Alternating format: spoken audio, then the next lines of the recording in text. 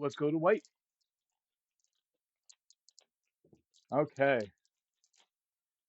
Again, I would say almost all the nozzles are up. If they're not up, their tails are up. So that's pretty nice. Okay, let's see. That's a little. Now I am noticing the lips are, at least on the whites. Didn't notice in the blacks, but in the whites, they're not as defined. They seem a little bit softer, but maybe that's just the one I grabbed.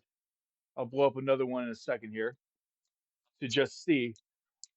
But if you're a mouth inflator, that means more than if you're someone that does it with pumps because your lips have to hold the lip of the balloon. So let's do a white dog here.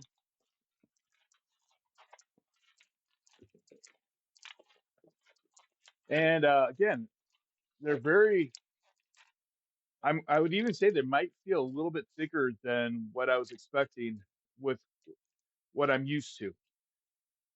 I mean, if you do the finger test, almost all balloons will bend right where your bottom finger is. There is one brand from, I believe it was from Indonesia or somewhere. They're 160 only, and oh my goodness, they were. I mean, you hold it, and it was just, and it was wonderful. Extremely hard to blow up by mouth. It's the kind of balloon that twisters, when they got together and they're trying to, one up each other, they pull out these just to, hey, try to blow up this one. Good luck. But no, let's try this. Just another random one here.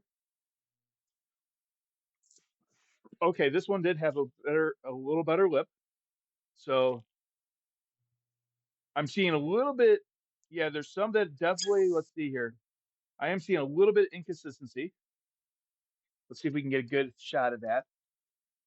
So you can see this one here, right there.